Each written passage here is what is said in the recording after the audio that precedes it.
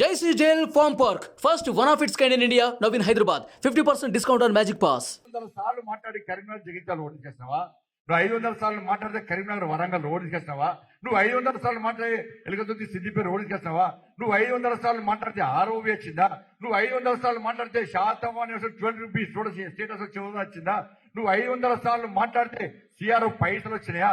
నువ్వు 500 సార్లు మాట్లాడితే గ్రామీణ సడక్ యోజన పైసలు వచ్చినాయా? నువ్వు 500 సార్లు మాట్లాడితే SRR కళాశాలకు అటానమస్ హోదా వచ్చిందా? ఏం చేసావు? 500 సార్లు మాట కేసీఆర్ ఆస్తులు సంపాదించిపెట్టావు. భూములు కబ్జా చేసారు. మీరు మీ సొంత ఊరిలో ఎకరాల ల్యాండ్లు కబ్జా చేసారు, కొన్నారు. ఇలా ఇంకానే ఏం చెప్ప తిట్టుడే. ఇక కాంగ్రెస్ పార్టీ వాళ్ళ పరిస్థితి ఏంటంటే తెలంగాణ ఈ కరీంనగర్ లో కేసీఆర్ వచ్చి వాళ్ళ ముఖ్యమంత్రిని పొట్టుపొడి రండా అన్నాడు. కుక్కల కొడుక ముండ కొడుక అని చెప్పి కాంగ్రెస్ మంత్రులు కూడా తిట్టిపోయాడు కేసీఆర్. ఇలా కాంగ్రెస్ పార్టీ నాయకులు ఆ స్థాయిలో తింటారు. ఖండించారు, పేర్కొన్నారు, తెలిపారు.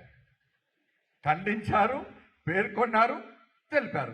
కానీ బండి సంజయ్ తిట్టడానికి మాత్రం బూతులు వస్తాయి వాళ్ళకి.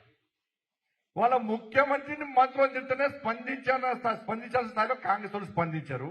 బండి సంజయ్ తిట్టడానికి మాత్రం రెండు పార్టీలు ఒక్కటై ఇలా కరీంనగర్లో తిట్టే ప్రయత్నం, తప్పుడు ప్రచారం చేసే ప్రయత్నం చేస్తున్నాయి. అన్న నేను ఏ రోజు కూడా ఒక్కరు గుర్తుంచుకోండి అన్న, ఏ రోజు స్వార్థం కోసం పనిచేయలేదు. మీరు ఎంపీ గెలిపించిన తర్వాత మీరు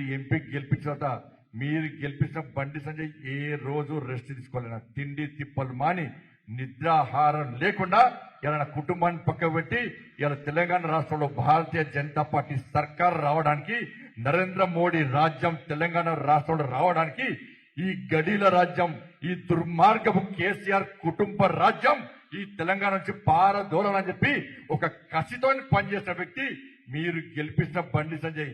ఏ రోజు వ్యాపారాలు చేయలే, ఏ రోజు పైసలు సంపాదించాలి, బ్యాంకులో డిపాజిట్ చేయాలని చెప్పి ఎప్పుడు చూడలే. నేను తప్పు చేస్తే కేసీఆర్ అంటాడు నా మీద 18 మంది ఇంటెలిజెన్స్ లో పెట్టాడు. ఇలా ఇంటెలిజెన్స్ ఏం చేశారు? మరి వాళ్ళ నేను తప్పు చేస్తే ఎందుకు బయట పెట్టలే? నేను తప్పు చేస్తే కేసీఆర్ ప్రభుత్వం ఎందుకు చర్యలుకోలే?